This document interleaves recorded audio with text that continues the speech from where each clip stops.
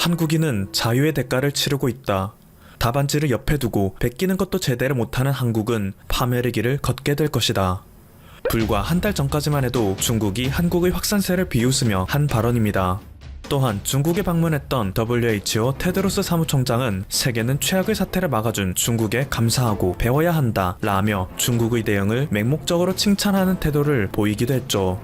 실제로 중국은 최근 들어 눈에 띄는 확산세가 보이지 않아 미국과 이탈리아, 스페인에 이은 4위까지 추락하는 모습을 보이며 자국의 대응 현황에 큰 자신감을 보이고 있었는데요. 이러한 중국 공산당의 주장을 전면 부인하는 통계가 속속히 드러나고 있어 화제가 되고 있습니다. 가장 눈에 띄는 것은 무증상 판정자의 증가입니다. 중국 당국에서는 지난 31일부터 이제 정부에서 발표한 통계에 무증상 판정자도 포함시키기로 했는데요. 이날 발표한 무증상 판정자가 1541명에 달했습니다.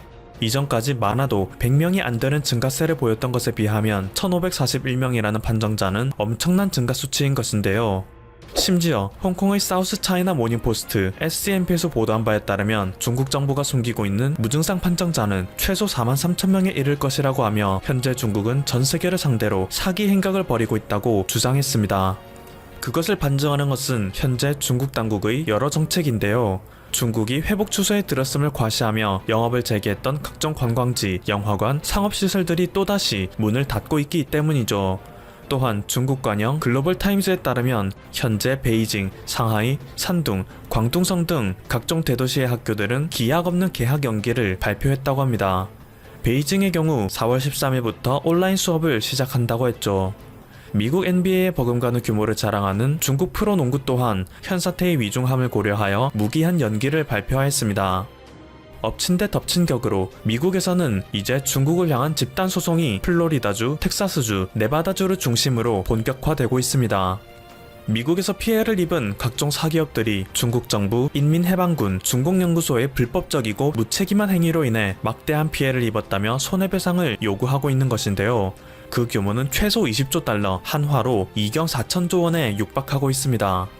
소송을 진행하는 당사자들은 이러한 물결이 미국뿐만 아니라 전 세계에서 동시다발적으로 일어나 정보를 은폐하는 것으로 모자라 책임을 전가하려 시도한 중국을 응징해야 한다고 주장하고 있죠. 일각에서는 지난 1월과 2월의 위성사진을 비교하며 중국이 지구의 대기오염에 얼마나 악영향을 끼치고 있었는지, 그리고 중국이 공장 가동을 쉬는 동안 대기 환경이 얼마나 깨끗해졌는지를 보여주고 있습니다. 때문에 이번 일을 계기로 중국의 발전을 완전히 저지해야 한다고 주장하기도 하죠. 이러한 상황은 일본도 크게 다르지 않습니다.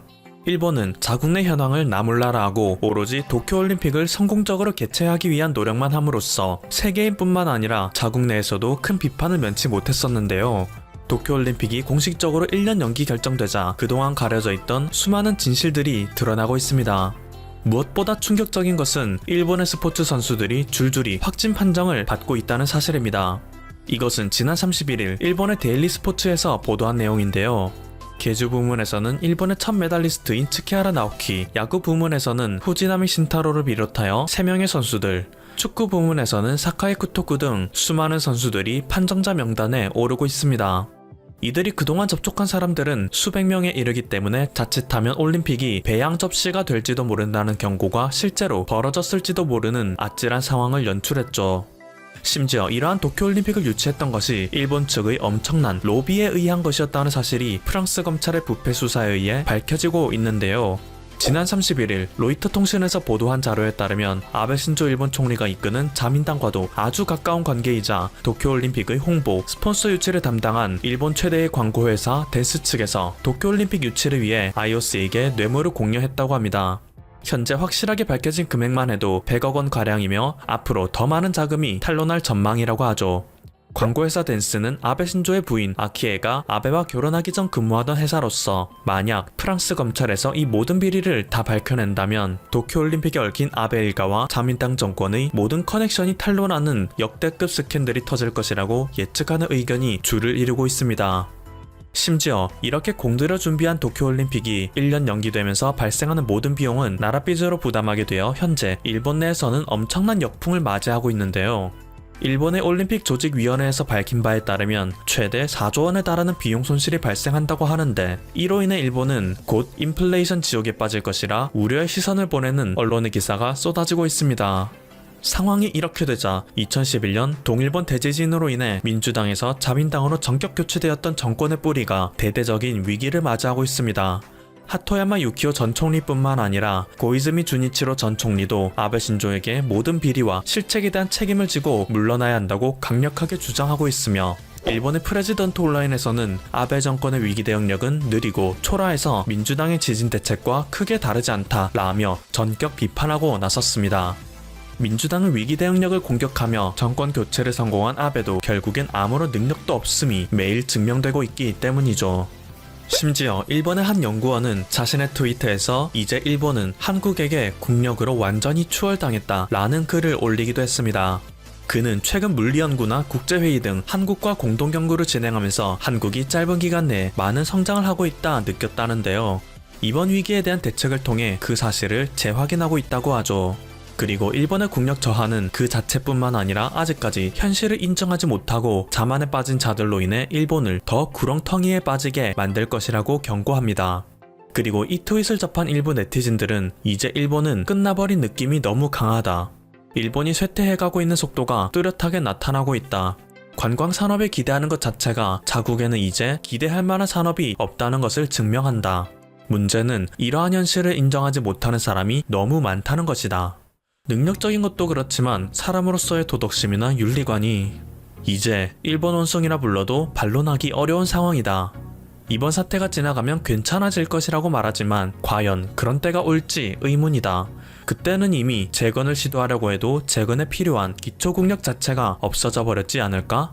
또한 전 세계로부터 신용을 잃어 아무도 일본을 믿지 않아 결국 석유를 비롯한 모든 원재료와 식량도 수입하지 못할 것 같은 예감이 든다 라며 일본의 현실을 절망적으로 보는 의견이 쏟아지고 있습니다. 한편 한국은 여전히 국제사회에서 큰 신뢰도를 쌓아가며 여러 국가로부터 러브콜을 받고 있으며 그동안 불리하게 짜이던 판도 갈아엎고 있는 상황입니다. 특히 미국의 경우 작년부터 이어지던 주한미군 방위비 갈등이 전면적으로 한국에게 유리한 조건으로 바뀌는 급물살을 타고 있습니다. 지난해 9월 시작된 실무 협상은 미국 측에서 이전보다 5배에 달하는 50억 달러를 요구함으로써 한국과 큰 의견 마찰을 빚고 있었는데요. 최근 한국이 미국을 1순위 의료지원 국가로 지정함으로써 미국 역시 한국에 대한 방위 분담금 요구 수준을 낮추고 협정 기간 역시 대폭 늘리는 조건을 제시했다고 합니다. 금액은 아직 정확하게 밝혀지지 않았지만 가장 최근의 협정 기간이 겨우 1년에 불과했던 것에 비해 이번에는 협정 기간이 5년으로 늘어나 만약 협상이 타결된다면 이제 한국과 미국은 5년 동안 같은 문제로 마찰을 빚을 일이 없어지게 되는 것이죠. 그리고 수많은 언론들에서는 이렇게 미국의 태세를 전환시킬 수 있었던 원동력은 양국과의 의리가 끝내 빛을 발했기 때문이라고 말하는데요. 최근 트럼프 대통령의 지나친 자국우선주의로 인해 오랜 기간 동맹관계였던 한미동맹에도 균열이 가는가 싶었지만 위기를 맞이한 두 국가의 의리는 변함이 없었기 때문이죠. 미국의 경우 세계의 수많은 국가에서 한국에 대한 입국 거부를 발표할 때 한국은 미국의 동맹이고 충분히 대처를 잘하고 있다는 판단에 끝까지 한국에게 입국 금지 조치를 취하지 않았습니다. 또한 한국은 미국의 사태가 악화되기 시작하자 그 어떤 나라보다도 미국을 1순위로 지원하겠다는 의지를 밝혔고 실제로 수많은 의료 물자를 보내고 있죠. 결국 이렇게 막상 위기에 처하자 서로를 우선적으로 돕는 모습에 그동안 자국 우선주의에 감춰져 있던 두 국가의 의리가 다시 드러났고 미국에서는 한국을 단순한 용병고용주가 아닌 혈맹국으로 재인지하고 있다는 분석입니다. 그리고 최근 한국의 혈맹이 두드러지는 움직임이 또 나타나고 있습니다. 지난 30일 에티오피아의 아비 아흐메드 알리 총리가 한국과의 정상통화를 요청했기 때문인데요. 아직 에티오피아에서는 26명의 판정자밖에 없지만 이제 본격적인 증가 추세로 전환하며 막대한 경제 피해를 입고 있어 한국에게 도움을 요청했다고 하죠. 그는 전화통화에서 형제국가의 대응을 보고 자부심을 느꼈다. 접촉자를 끝까지 추적해 치료하는 모범적 대응이 인상적이었다 라며 한국의 선제적 대응을 극찬하는가 하면 대응 노하우를 구하고자 하는 의지를 표했다는데요. 이 사실을 전해 들은 국내 네티즌들은 하나같이 꼭 도와야 한다 라고 반응하고 있습니다.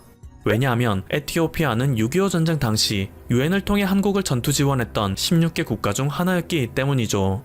에티오피아는 과거 이탈리아가 에티오피아를 침공했을 때 국제연맹에 이탈리아의 부당한 침략을 알리며 지원을 요청하였으나 끝내 외면당한 바가 있습니다. 그로 인해 에티오피아는 1935년부터 1945년까지 이탈리아의 식민 지배를 받게 됐었는데요. 이때의 아픔을 잊지 않았던 에티오피아의 셀라시아 황제는 한국에서 전쟁이 발발하자 누구보다 빨리 한국에게 도움을 주어야 한다고 주장했죠. 부당한 이유로 침략을 받는 나라가 있다면 반드시 도와야 한다 라며 국내에서 일부 반대하는 세력이 있었음에도 불구하고 1950년 8월 한국에 파병을 결정하였습니다. 에티오피아군의 정예부대를 할 수 있는 황실근위대에서 지원자를 뽑아 만든 강류부대를 향하여 셀라시아 황제는 다음과 같이 말했습니다. 가거라. 살아서 돌아올 생각을 하지 말고 전부 거기에 가서 모두 맹렬하게 싸워 전사하거라. 너희들의 죽음의 대가로 저들에게 자유라는 것을 안겨주어라.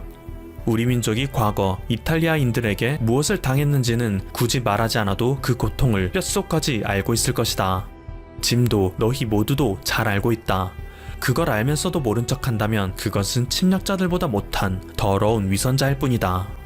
이렇게 황제의 명령으로 인해 한반도에 파견된 강류부대는 총 6,037명이 3개 대대로 나누어져 파병되었으며 121명이 전사자, 536명이 부상자를 낳았지만 단 한 명의 포로 없이 253번의 전투에서 전승하였습니다. 심지어 그들은 자신들의 월급을 모아 보화원이라는 보육원을 차렸고 전쟁에서 발생한 고아들을 보살피기도 했죠. 이후 그들은 대한민국과 미국의 부대 표창을 모두 수여받았는데요. 이때의 의리를 잊지 않은 한국의 네티즌들이 에티오피아의 도움 요청은 반드시 들어주어야 한다고 강력 주장하고 있는 것이죠. 현재 전 세계에서 한국과의 의리를 지킨 미국, 루마니아, 아랍에미리트 등의 국가는 이미 발빠른 지원을 받으며 사태를 통제하는 중이고 한국의 우선순위에 들어있는 다른 국가들 역시 하나둘 지원을 받으며 사태를 진압해 나갈 것입니다. 때문에 유럽의 수많은 국가들도 한국에 줄 서는 모습을 보이는 거죠.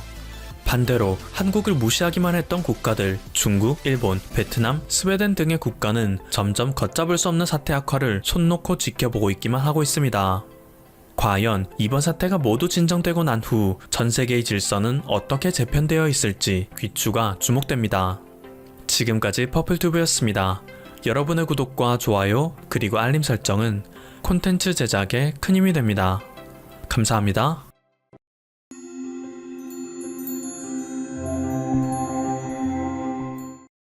시민들의 파급력은 나라를 움직일 정도로 강하다. 이것의 대표적인 것은 한국인이었다. 한국인들은 타인이 어려운 상황에 처하면 그냥 지나치지 않으며 무엇인가를 하기 위해 노력한다. 이는 일본이나 유럽, 미국 등에서도 쉽게 찾아보기 힘든 것이기에 뭔가 특별한 의미가 있는 것이다. 미국 콜롬비아 대학의 사회학 교수가 TV에 나와서 나라별 상황을 비교하며 한 말입니다. 그렇다면 다같이 선진국이라고 불리는 국가들 사이에서 이런 차이가 발생하는 결과가 나오게 된 것은 무슨 이유일까요? 이에 대한 대답은 각 국가의 대중들 사이에서 찾아볼 수 있습니다. 먼저 일본입니다. 일본에 가면 매우 조용한 대중교통 문화가 있습니다. 대중들이 타고 있는 버스나 지하철 등 다들 묵묵히 자기 할 일을 하면서 고요하게 있죠. 이는 그 나라 국민의 예의 바름이라고 일본은 주장합니다. 하지만 이것의 근본적인 이유는 바로 개인주의에 있다고 합니다. 타인에게 피해를 주기도 그리고 받기도 싫고 오직 나만을 신경 쓰는 문화가 저변에 깔려 있기 때문에 가능한 것입니다. 이를 단적으로 보여주는 예가 있습니다.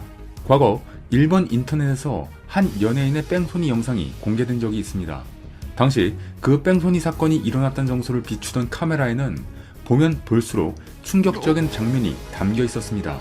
신호가 바뀌고 기다리던 사람들이 길을 건너기 시작하자 갑자기 차량 한 대가 돌진하더니 자전거를 타고 길을 건너던 여성 옆에서 바로 강타해버렸고 옆에 있던 남성도 이와 함께 쓰러지고 말았습니다. 그리고 놀라운 일이 발생했습니다. 그 차량 한 대는 아무런 행동 없이 유유히 떠나버렸죠. 더 황당한 일은 그 근처에 다른 시민들은 바로 앞에서 사고가 벌어졌음에도 쓰러진 사람들을 잠시 쳐다보더니 아무런 조치 없이 횡단보도를 건너갔다는 것입니다. 이 피해자들은 스스로를 돌보며 의료진이 도착할 때까지 한참 동안 길거리에 방치되어야만 했습니다. 이에 일본 언론에서는 이 사건을 두고 삭막한 현재 일본사에 대한 모습을 보여줬다며 개탄의 목소리를 내비쳤습니다. 더불어 신주쿠의 한 지하철역에서 발생했던 이전 사건을 보도했습니다. 이는 한국인과 관련이 있어서 주목이 갔습니다. 2001년 1월 26일 오후 7시 15분쯤 당시 고려대생으로 아카몬카이 일본어 학교에서 공부하던 한국인 이수연 씨. 그날도 여느 때와 같이 아르바이트를 마치고 기숙사로 귀가하기 위해 신오쿠보역 플랫폼에서 전철을 기다리던 중 선로로 추락한 술 취한 일본인을 구하려고 뛰어든 청년이었습니다. 그는 당시 술에 취한 남자가 반대편 선로로 추락하는 장면을 발견, 단 1초의 망설임도 없이 선로에 뛰어들었고 그를 붙잡고 일으키기 위해 노력했습니다. 이를 지켜보던 한 일본인 사진작가 세키네 시로씨도 함께 취객을 구하려고 합세했습니다. 하지만 당시 해당 역의 전동차 운행 간격은 저녁 시간이라 겨우 2분밖에 되지 않았고 다른 역과는 달리 플랫폼 밑에 몸을 피할 수 있게 대피할 수 있는 공간조차 없었습니다. 그리고 시간은 이들을 기다려주지 않았죠. 당시 지하철 기관사 또한 70m 앞에서 뒤늦게 브레이크를 걸었으나 빠른 속도의 전동차가 멈추기 위해서 최소 170에서 180m 정도의 거리가 필요했고 금요일 저녁 퇴근 시간이 겹쳐서 현장에는 수백 명의 승객들이 있었고 혼잡했기에 이를 막을 수 없는 상황이었습니다. 그렇기에 이 사건에 대해서 많은 일본인들은 감탄과 안타까움을 동시에 느꼈다고 합니다. 이수연 씨의 아버지는 수연이는 평소 잘못된 일을 보면 참지 못하는 성격이었다며 아마 이것저것 생각할 겨를도 없이 선로로 뛰어들었을 것이라고 말씀하셨죠. 당시 이기주의가 팽배해 선로에 떨어진 사람을 구하려고 몸을 던진 사례가 거의 없던 일본 국민들은 이 사건을 접하고 큰 충격에 빠지게 됩니다. 그리고 한국인 유학생이 일본인을 구하려고 뛰어들었다가 사망했다는 사연에 전 국민이 큰 감동을 받습니다.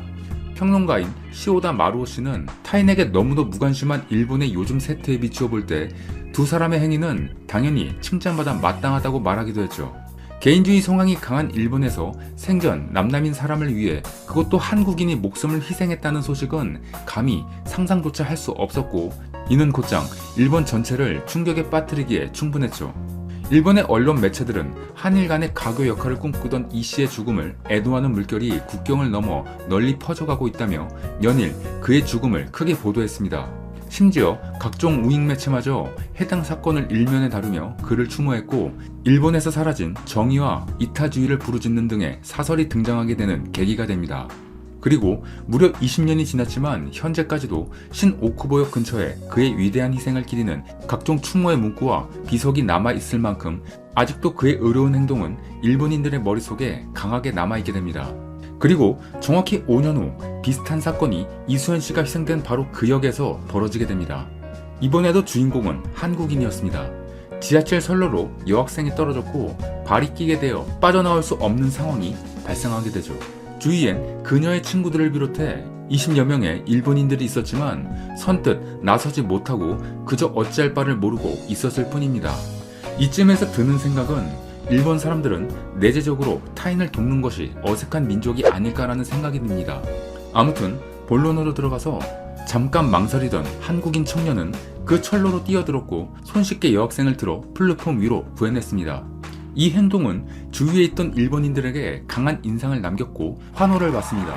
그는 이후에 한 매체와의 인터뷰에서도 일본인 학생을 걱정하며 병상에서 안도의 한숨을 쉬고 있을 그녀를 생각하면 가슴이 뿌듯하다고 했습니다. 그리고 이에 덧붙여 이전에 같은 장소에 있었던 이수연 청년의 영혼이 도와줘 자기 자신도 사람을 구할 수 있었는지도 모르겠다며 그때의 사건을 회상하기도 했다고 합니다.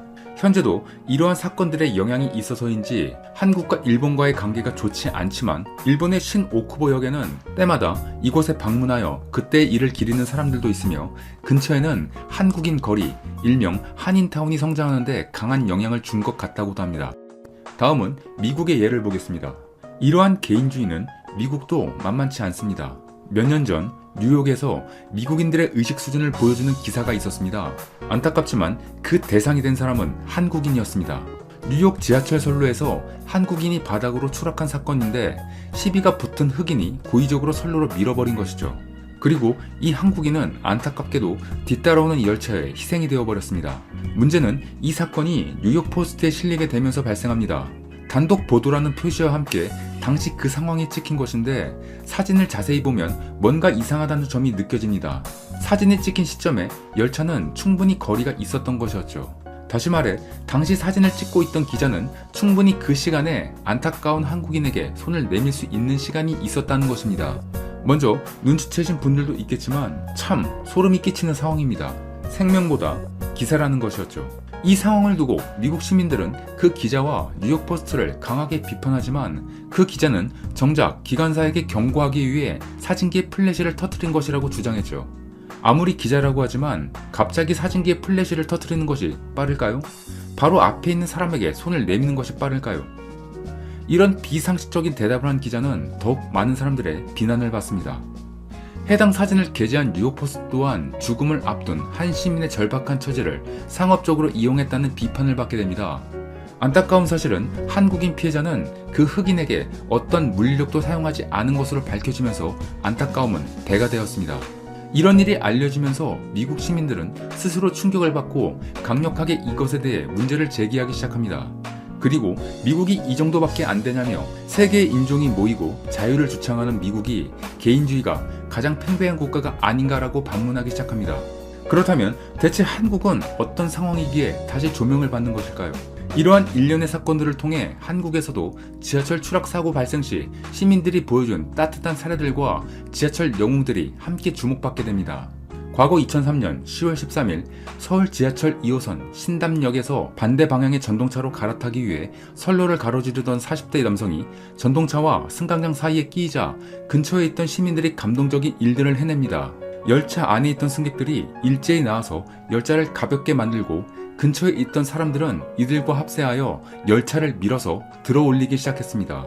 매우 놀라운 점은 열차라는 것이 이렇게 민다고 쉽게 들어올려지는 것이 아닙니다. 당시 한 사람을 살리기 위해 열차에 매달렸던 많은 사람들, 작은 힘이라도 보태겠다고 몸을 던지셨던 여자분들까지 대단했었죠. 당시 이 광경을 찍던 사진사들도 사진기를 버리고 열차를 밀고 싶었지만 많은 시민들도 이미 붙을 자리가 없었다고 했죠. 뉴욕의 그 기자와 너무 비교가 됩니다. 한편 2005년 11월에는 6호선 안암역에서 갑자기 아이가 철로로 떨어지는 사건도 있었습니다.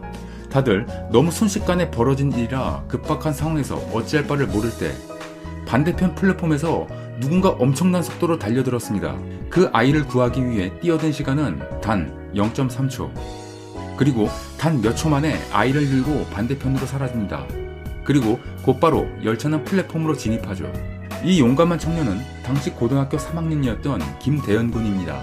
이후 인터뷰에서 당연히 해야 한다고 생각했다던 그의 말에 가슴이 뜨거워집니다. 그리고 2009년 2월 인천 지하철 계산역 승강장에서 만취 한 40대 남성이 선로에 추락하는 사고가 발생했을 당시 근무 중이던 공익요원 조준식 군이 선로에 추락한 승객을 발견하고 인근 승객들과 함께 신속하게 구출하여 화제가 되기도 했습니다. 여기에 더불어 2009년 5월 부평역에서는 한 여대생이 갑자기 정신을 잃고 선로로 떨어지는 사고가 발생했습니다. 당시 열차가 도착한 데는 안내 방송이 나오고 있었지만 용감한 시민 이지한 씨와 주시우 씨는 한치의 망설임도 없이 뛰어들어 그녀를 플랫폼 위로 올렸고 다른 시민은 침착하게 비상 정지 버튼을 찾아 눌러 열차를 세우는 합동 작전을 펼치는 모습도 보여줍니다. 사람의 생명 앞에서 한치의 망설임도 없는 이런 분들을 통해 왜 한국이 다른 선진국들의 개인주의와 비교되는지를 여실히 보여주었습니다. 물론 개인주의가 반드시 나쁘다는 것은 아니지만 타인을 돕는 마음이 사회에 깔려있다는 바탕 위에 존재하는 개인주의는 올바른 방향이 될 수 있겠죠. 한국에 살고 있는 외국인이 이런 말을 했습니다. 한국에 처음 왔을 때 한국어를 잘 몰라서 당연히 고생하겠구나 라고 생각했는데 막상 생활을 해보니 어디를 가나 한국 사람들이 친절히 도와주었다. 우리나라에서는 타인에게 이렇게까지 친절하지 못한 모습에 익숙해져 버린 나에게 이들이 왜 그런 것일까 생각하게 되었다. 하지만 이것이 한국 사회에 오랫동안 깔려있는 배려라는 것을 알게 되면서 모든 것이 이해되며 고마웠다. 그리고 나는 현재 한국을 사랑하며 이곳에 온 지 5년이 넘었지만 이곳을 떠날 마음이 없다. 사람이 사는 곳이라면 누구나 서로를 존중하며 함께 배려를 해야 한다는 것은 어느 사회에서나 필요한 것입니다. 현재 한국인들은 이런 모습을 보여주고 있으며 이는 일본이나 미국 등에서도 보기 힘든 것입니다. 자부심을 가져도 될 것입니다. 요즘같이 모두가 힘을 모아야 하는 힘든 상황에서 한국인의 이런 시민의식이 더욱 빛이 나길 기대합니다. 오늘의 영상은 여기까지입니다. 이상 이슈트래커였습니다. 끝까지 영상을 시청해주셔서 정말 감사드립니다. 더 좋은 영상으로 찾아뵙겠습니다. 감사합니다.